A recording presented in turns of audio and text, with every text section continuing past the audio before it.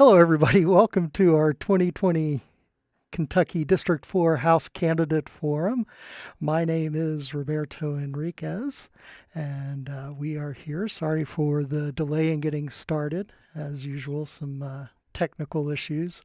So we have people in 5 different locations that we're coordinating here, but we got it all together. So happy for that. Um, so thank you for joining us this evening, and we have with us obviously our moderator, Mr. Robert Kahne, Hello. and we have our candidates, Ms. Shannon Fabert and Dr. Alexandra Owensby. Hi. So thank you again for joining us. Appreciate it, and want to remind everybody that you're limited to 5 minutes on the answers. And I will now turn it over to Robert. Yeah, thank you very much, Roberto. Before we get started, I'd just like to say thank you to Indivisible in KY District 4 for inviting me to do the moderation. And I'm really excited to hear from both of these candidates today, who I think both would do a great job of representing District 4 if they were elected. So we are going to start today with a 5-minute opening statement. Dr. Owensby may have to drop off as she's busy working in healthcare. So thank you for that. So we'll start there. So opening statement from Dr. Owensby, go ahead. So my name is Dr. Alexandra Owensby. I'm a nurse practitioner in the field of neurology and neurosurgery.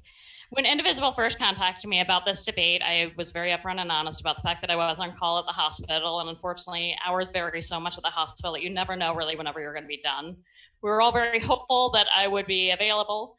Unfortunately, I am here at the hospital. We have a number of complex patients, so I will not be able to stay any longer than the introduction, but I did want to take the time to walk outside, be able to take my mask off, and fully introduce myself to you guys. I was born and raised 1.5 hours from where I live right now in Fort Thomas, Kentucky. After getting my first bachelor's degree, I moved down to Florida and I started a family. Whenever I had my kids, I felt this unbelievable urge to come back to the Midwest where my roots are, and more importantly, where I really wanted my children's roots to be. After coming home to Fort Thomas, it was very apparent to me right off of the bat that our current representative for Congress is an absolute extremist. He sows divisive, hateful, and harmful rhetoric every day that he is in office, and it is absolutely imperative that we get him out and that we get better representation in place. I know tonight and in the months moving forward, a number of you guys are going to want to hear a progressive ideology from me. What I will say is that I have spent extensive time over the last year traveling this district and talking to people. And what I do know is that the only chance that we have in the general election is with center of the road, moderate messaging. We need more than anything, somebody that can bring Republicans and Democrats together and bring hope and unity to the 4th District of Kentucky. And I am prepared to be that voice. I will work tirelessly every day to make sure that all citizens of Kentucky have the affordable health care that they need, have access to educational opportunities, that our educators are supported, and I will work to bring jobs to struggling communities and areas in our district. Our fundraising has been absolutely phenomenal. We are the only Democratic candidate that qualified for the Kentucky Educational TV appearance this last week, and polls show us up strongly going into the primary election. But what I will say is that we need to be more than just ahead strongly. We need a landslide victory if we're going to have the momentum that we need going into the general election. And so I would urge each and every one of you, if you have not gotten a ballot yet, the process is very easy on the Secretary of State's website. Go online, request your ballot, and make sure that you vote today. Unfortunately, I'm not able to stay to take questions from people, but it is very, very important to me that you guys do have a voice and that you are able to reach out to me, and I will address your questions. My website is www.a as in Alexandra, M as in Marie, Owensby, OWENSBY.com. That's www.amowensby.com. You can do the contact me button and you can send me any questions that you want addressed, and you can also donate to our campaign from there. unfortunately, I do have to get back inside to do what I do best, and that's taking care of people in the Commonwealth. Thank you guys so much for your time. Thanks for having me on and for working with my difficult schedule. I appreciate it, and I will cede the rest of the time to my primary opponent. Thank you very much. Okay, Ms. Fabert. Hi, and thank you guys for having me on. I'm sorry that Alexandra won't be here for the rest of the forum, but my name is Shannon Fabert, and I am the Democrat who's going to beat Thomas Massie. I am a lifelong Democrat, a wife, a dog mom, and a businesswoman. I've spent my career creating change across the board, working with executives and frontline workers to make things happen, to not just meet the bottom line, but also to create the culture change and sustainability that is good for everybody involved. And that's what I decided I wanted to do when I jumped into this race. It's time that we had somebody who could represent the entire district, not just an ideology and not just the people who agree with us all the time, but everybody. We should be able to sit down and talk about our issues and find out what's bothering most of us. And to be honest, going across the 4th already, we know what those issues are. And now it's time for somebody to get into Congress who can actually make that change. And as I said before, I'm the person who's been solving those problems and making that change for a really long time in my career. I even brought that to my campaign when I said that I decided to run. We've already reached over 65,000 voter contacts here in the 4th Congressional District. And that's because we have a strong grassroots movement.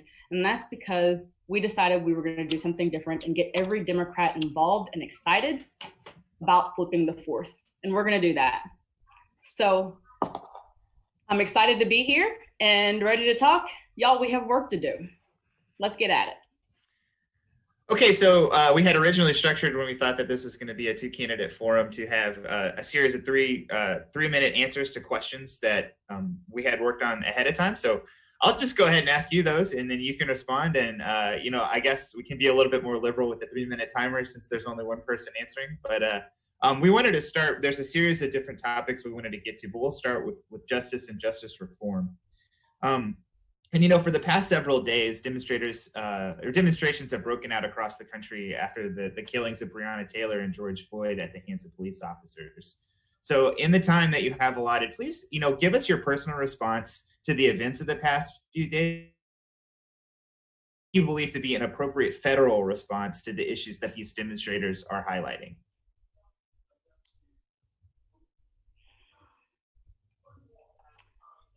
My family has a history of civil rights, being very active. My father desegregated schools. My grandparents fought for civil rights. My great-grandparents included in that, just fighting for equality. And so seeing what we're seeing today makes me angry and sad at the same time. And I know that we have to fix it, but the truth of the matter is inequality that we're seeing right now is systemic.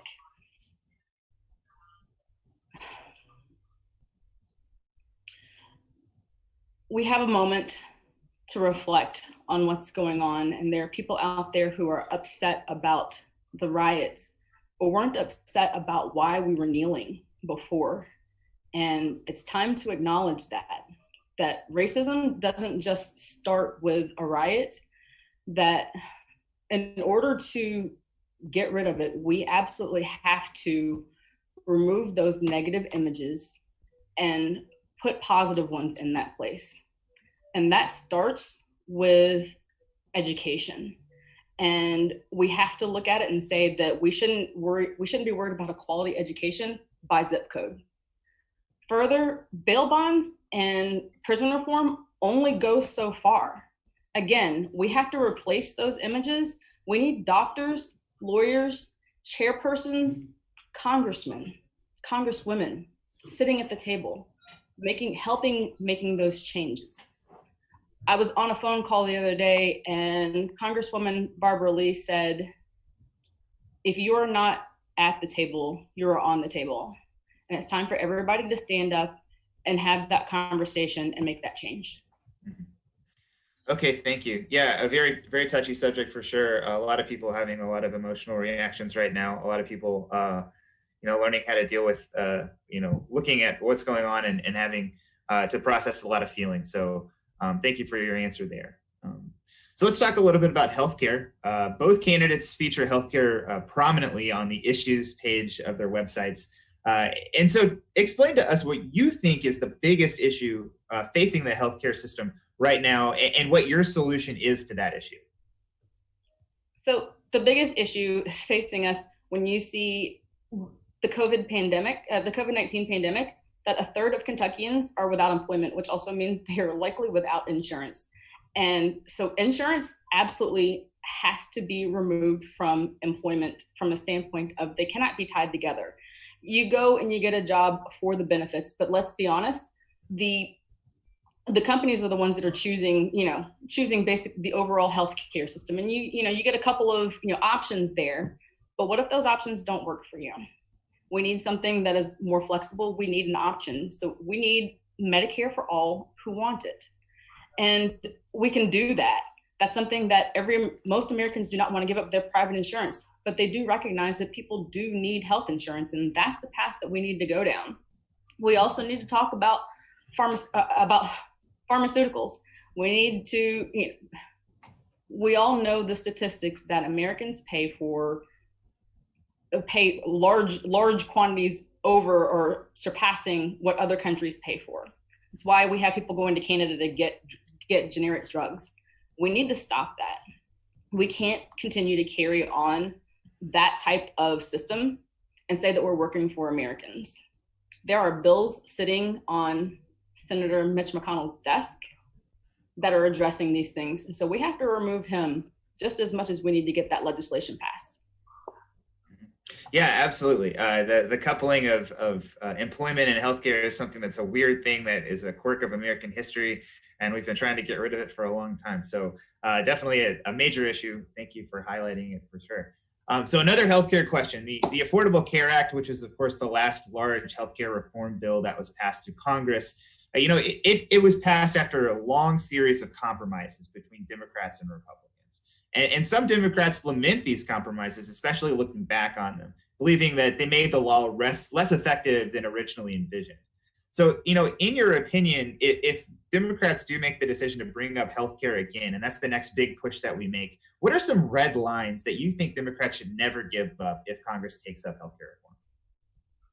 So the first thing that we can't do is we cannot allow people with pre-existing conditions to be dropped, period. There is no child that should be going without health care.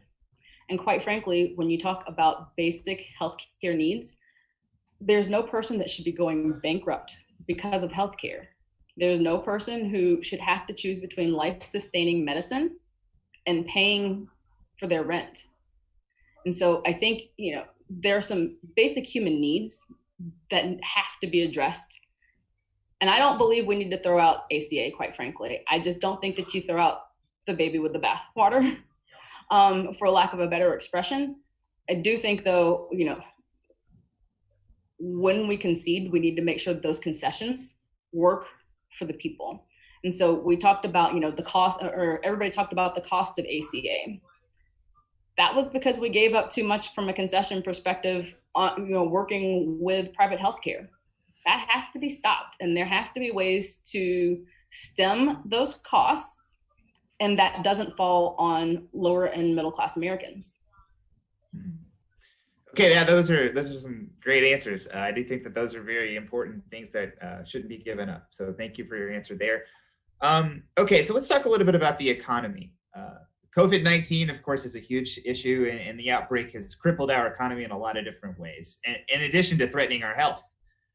So a big debate has, of course, broken out regarding how and when to reopen the economy. So you're running for a federal office. So tell us what you think the federal government should do in order to reshape our economy during the next Congress as we try to rebuild after the COVID-19 crisis. So first, I believe we need to listen to doctors and scientists. This isn't a wedge issue, and this should not be a partisan issue. This is about people's health and safety, first and foremost. But, you know, the tax code is a current disaster. You know, trickle-down economics just don't work, and the tax burden still falls on the lower and middle class. And so we need to correct that. The current pandemic, there were, I think it's what, not even I think, I know, $1,200 that was issued out to people who made $75,000 or less. Let's be honest, that's a joke. I've already, they've paused on rent loans and on rent and loans. And you know what? Those bills are going to come due. And so there are going to be people who are not going to have enough money to pay the back rent or the back loans and continue to survive. So we're continuing to widen that gap. So I've already talked about, or my platform already talks about an infrastructure plan. And I believe that infrastructure plan is something that we can take and put into being right now, start moving on that to get people back into jobs and save the environment at the same time. Okay, yeah, of course, those would be great steps for the federal government to take. So talking a little bit about the district, the 4th district, it's a very diverse district in terms of geography. It goes from eastern Jefferson County all the way along the river, all the way to the northern part of Boyd County. There's lots of different types of people with lots of different economic realities inside of the 4th district. So, you know, as you're running to represent all of the people in the 4th district, how would you advocate for all of these different kinds of people? So first off, I don't think you need to be in a situation in order to have empathy or compassion for that situation. And that's what we need. We currently have a congressman who has no empathy for anybody who doesn't think anything like him. And, you know, what I bring to the table is years of listening, years of having those conversations with people of all socioeconomic backgrounds, with people of all diverse backgrounds, regardless of whether or not you're rural or urban or suburban. You know, we still have real issues. And oftentimes they point back to the same thing. Everybody wants healthcare. Everybody wants a good economy. And we need to talk about those things and how they work for Kentucky, how they best work for Kentucky across the board. And I know that there's going to be, you know, special interest, or that people are particularly fond of, you know, how it affects them. We always are looking for the what's in it for me. And I think that's what a congressperson is supposed to do, to be able to synthesize all of that information and come up with a solution that works for everybody. And that is possible, regardless of your background. Okay, great. Thank you. Okay, so the next topic we wanted to talk about was debt. And we're going to add one question about general debt and one about national debt. So student loan debt, you know, that played a huge role in the presidential debate and the presidential primaries last year. And there were all kinds of different plans put forth by different candidates about how to deal with the $1.6 trillion in student debt that's owed by 45 million people across the country. So given that there's all these different kinds of plans, is there one that you support, or what's your plan to deal with the issue of student debt in the country? So somewhere along the way, interest rates for student loans became something ridiculous. And I firmly believe that there should be a low government-backed rate. I also think that people who provide services to the nation, people who are in civil service, teachers, you know, as they grow in their careers and as they give back to the community, I believe that those loans should be forgiven. Even currently, when we talk about the HEROES Act, in the COVID-19 pandemic, I think that there should be some sort of loan forgiveness for those doctors and nurses and frontline workers who have student debt. But we have to be realistic about it. I don't think the answer is we can wipe out student debt and say everybody starts at zero. Yeah. Well, that's a plan that a lot of people have put forward, and I think that there's a lot of momentum for something like that in the Congress. So if you get there, it would be great to have another vote for that in the Congress. So national debt. the United States national debt stands at about $25 trillion, just about 100% of GDP, maybe a little bit north of there. There's some people who say that this is a huge problem, and there's others that say it's not a problem at all. So tell us what you think about that. Of course, it's a huge problem. National debt is, it directly affects our security. And you can't cut taxes completely the way this last disaster of a tax bill did, especially on corporations and wealthy, and then say, oh, but we have a debt problem. We have somebody in office currently who said he's going to solve the debt in 8 years, and what he's done has been nothing short of criminal in my mind, because that debt is debt that is going to carry on to our children. I believe in balancing budgets. I believe that we can't overspend in areas frivolously, such as a wall. When you look at, the money going into the wall, and yet you have somebody like Betsy DeVos who's trying to cut federal education, I just don't think that that's a thing that we can do. We cannot cut spending on federal education. But what I do think is that that it's not fair that I, as a middle class person, as a middle class person, and any other people, lower class, middle class, whoever they are the ones that are carrying the debt burden, because we're the ones that are paying the taxes. When you have GE and Netflix paying less taxes than us, not percentage wise, but actually less dollars in taxes than us, that's a problem. And we have to resolve that by going back to taxing corporations.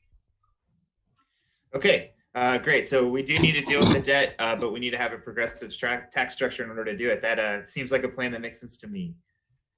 So the next topic that we have to talk about is agriculture. And of course, agriculture is a big issue in the 4th District. So the Trump administration's trade war with China has had repercussion for Kentucky's soybean farmers specifically. And there's a lot of soybean farmers in the 4th District. So since President Trump took office, the price of soybeans has fallen about 15%.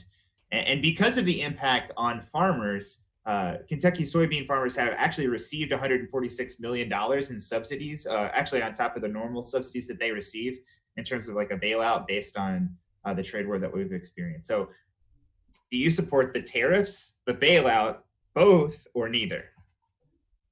Well, I don't support the tariffs. So if we didn't have the tariffs, we wouldn't have needed the bailout. Great, yeah. The direct effect of his policies on our farmers has been devastating and in some ways irreplaceable, because if I recall correctly, China has decided to go get their soybeans from somewhere else now.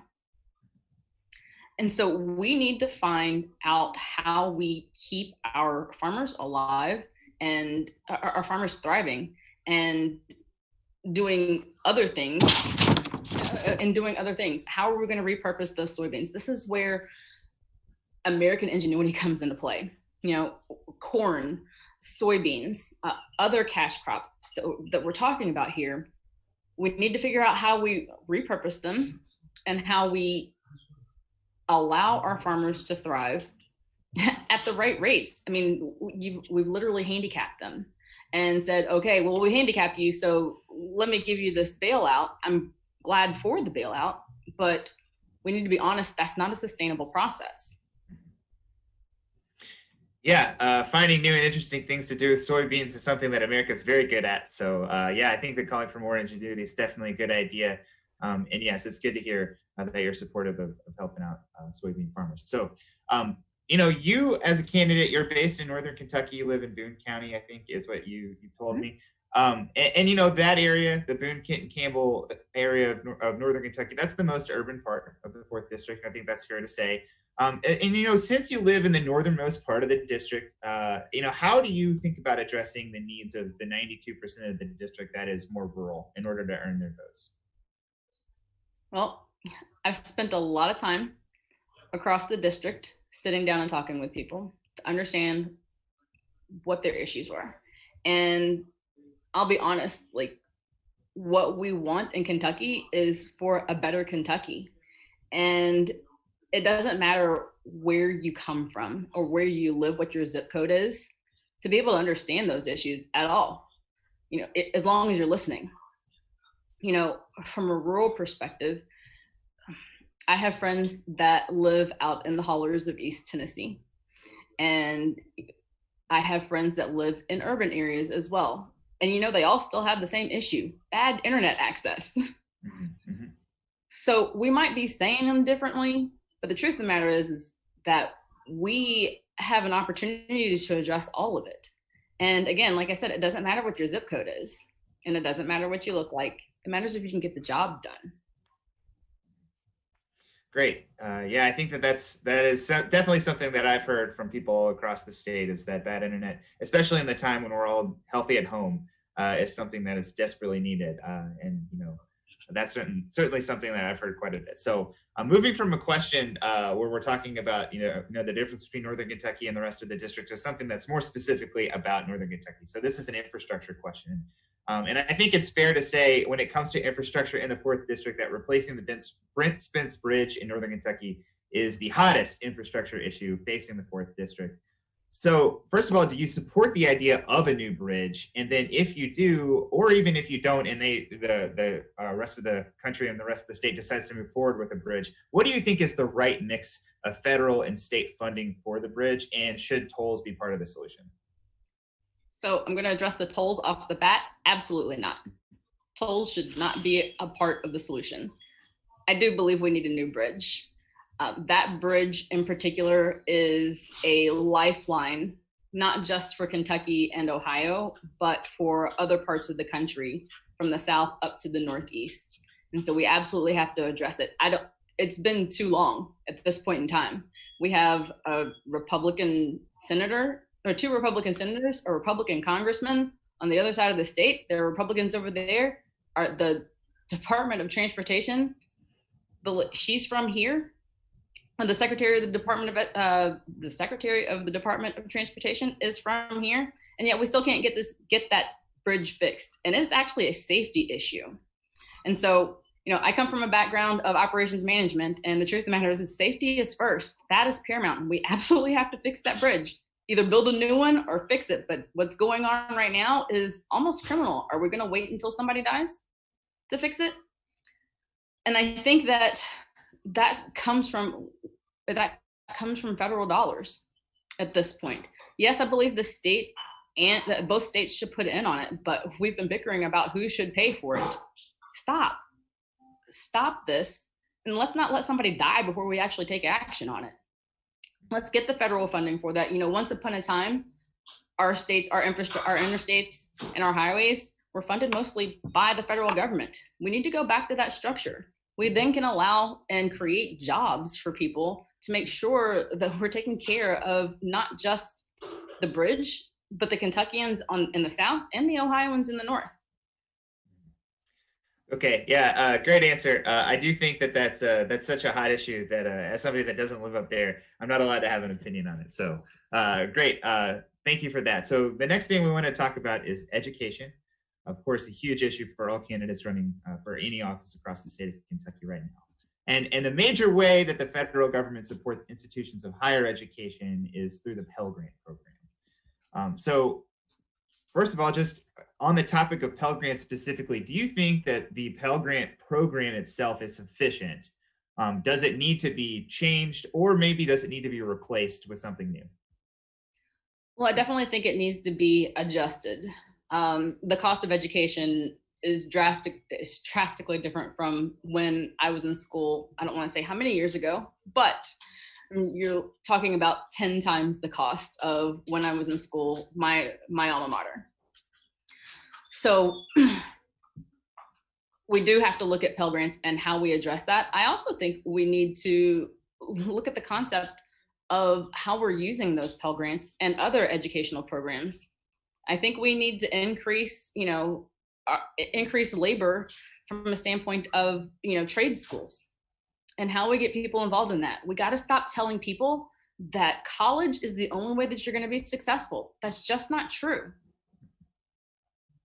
So I think we have to address the cost of education, and whether or not that comes through Pell Grants or, looking purely at institutions. When you have a $3 billion endowment, what child is going to school at an exorbitant cost? We have to address that. We have to address those things in a realistic manner and say, if costs are too high, why are they? And sit down, talk about the solutions.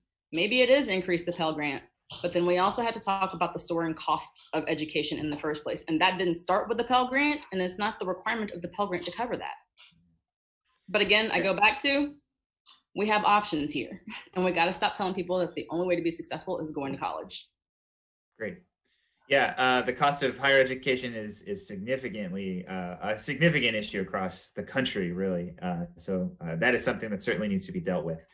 But in terms of secondary education, currently the Every Student Succeeds Act is the bill that kind of dominates the federal regulations of secondary schooling. And that bill passed into law in 2015 as a replacement to the No Child Left Behind Act. And that bill, I'm sure you know, but it narrowed federal authority in education by moving accountability standards to the states. But the bill actually expires at the end of this fiscal year, at the end of the 2020 fiscal year. And it would actually be up to the next Congress to determine whether or not to reauthorize the Every Student Succeeds Act or to find something new. So do you support changing the act? And if so, how? Or do you just support reauthorizing it? I do not support any attacks on public education. At the end of the day, there are too many states that are trying to reappropriate those funds to private and charter schools. I don't have a problem with charter or private schools by any means, but we cannot diminish public schools at that cost. We just can't. Every child deserves to have a quality public education. And I do believe that we need federal standards. When you have states that are talking about African American heritage in the form that slaves, that African American people came over here for job opportunities, that's a problem. Point blank. We have to stop allowing special interests to sway history, to sway science, and to sway math. These are all things that are needed in school. And we need to find out, what we need to be putting money into is 21st century infrastructure, very similar to what we do in business. Continuous improvement is something that has evolved from total quality management all the way through to agile methodologies. What we're dealing with, what we work with in IT. Why are we not talking about schools going through that same evolution? And that's where we win when we start again. I feel like I'm, beating a dead horse here a little bit when I say that American ingenuity is how we're going to survive this. And when we start allowing our children to thrive in that environment, we'll win. But I absolutely refuse to believe that the way through that is cutting public school education, public school funding in any form or fashion. Okay, great. Thank you. So the last topic we have to discuss is campaign finance reform. And as somebody running for Congress, I'm sure this is something you're passionate about now, even if you weren't before. So the Citizens United versus FEC decision, of course, ushered in a new era of big money in politics. And while the decision did really upend political fundraising as we knew it before, it didn't preclude Congress's ability to write new campaign finance laws. So what types of new laws do you support to fix the damage that was caused by Citizens United? Well, first, I think we need to put an end to Citizens United. From a legislative perspective, let's go ahead and kill that. It's kind of interesting, though. We were just talking about taxes and about how some of these larger corporations pay zero tax dollars, but they have the right to be treated as people per Citizens United. Does anybody feel like we're getting the short end of the stick here as the humans who are living this? It's kind of interesting, in particular, when you look at requirements to be eligible for debates or to be considered viable. At some point, we used to believe that we shouldn't have this dark money in elections, but it's become a partisan issue somehow or another. Let's get those dollars out of the equation. If you believe and you want to vote for me and you want to support me, then yes, I believe you should give me that money.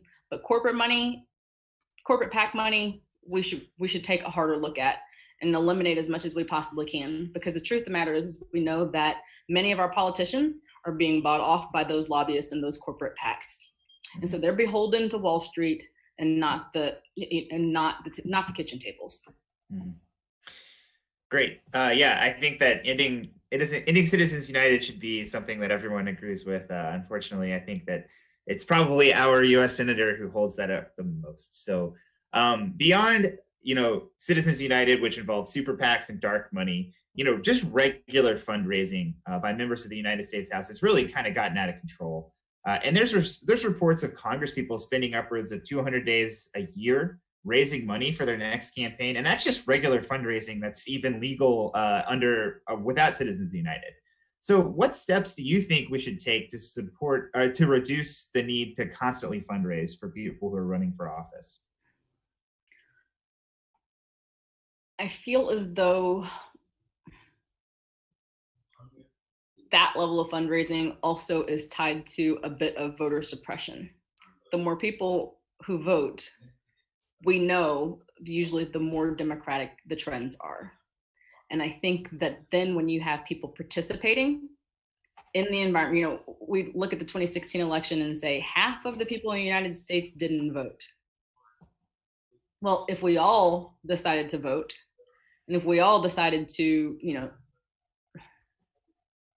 stop that ridiculousness of there isn't enough money from that perspective to buy those votes is what I'm trying to get at. And I think that it's hard out there, especially when you have to reach 20 districts. But the truth of the matter is that grassroots campaigns aren't won with money. They are won with, the power of one. Okay, well, thank you very much. And those are the questions that I had prepared. I think we ended about 10 minutes ahead of time, which, given that there was only about half the number of answers that we expected to have, that's not so bad. But I mean, seeing that we do have a little bit of time, if you'd like to spend some time at the end giving a closing statement, I think that would be appropriate. Absolutely. So when I decided to jump in this race, I said that I wanted to do something different and make sure that every single person in the 4th was heard. And we're running a sweeping grassroots campaign to do just that, to make sure that every person in the 4th feels valued, feels heard, and knows that their congressperson is going to have their back. The issues that are facing us right now, especially in the pandemic, are glaring from the standpoint of Medicare for all who want it. We need broadband internet across the state in every bluegrass, every holler, every hill, every urban area. We're losing out on opportunities when we are not treating broadband as a utility. And we definitely need to address the wealth gap, not just, like I said, with broadband utilities, but with infrastructure and with quality public schools across every 20 counties in this district. No county should be left behind. No child should be left behind. No person should be worried about going bankrupt over their health care. And these are the things that I'll fight for every single day, because this is what I've done. Problem solving on a large scale is how we're going to get this done and how I hope to earn your vote. So I do encourage everybody to go out by June 23rd and vote. And vote for Shannon Fabert if you want to see real change happening right before your eyes. All right. Well, thank you very much for that closing statement. Again, thank you very much to Indivisible in KY District 4 and to Roberto for putting this all together. Thank you for Dr. Owensby for being able to join us for a little bit at the beginning. And with that, I'll turn it back over to Roberto. Wait, I have one more thing I forgot. Oh, okay. I apologize. If you want to join our campaign, you can do so at fabert2020.org. I look forward to talking to you all soon. Great. Okay. Roberto, anything else you need to say before? No, I just want to thank everybody for participating, and especially Shannon and Alexandra for joining us. And everybody make sure that you register to vote and get your absentee ballot. The the statewide site is available. If you go to govoteky.org, you can register to get your absentee ballot to vote. So make sure that you do that before June 23rd when the primary is. And follow us on Indivisible Northern Kentucky on Facebook and on YouTube. And we also have a podcast that you can listen to, Left in Kentucky. We encourage you to listen to that. You can find that on any of the platforms. Robert, I think you have a little podcast that you do too, don't you? Yeah, if you want to tune in to hear us, we have My Old Kentucky podcast. It releases every Wednesday. So you can find us on the podcasting service of your choice. Yep. So so they're both good ones. Definitely recommend checking it out. So thanks everybody for joining us and have a good evening. Thanks, y'all.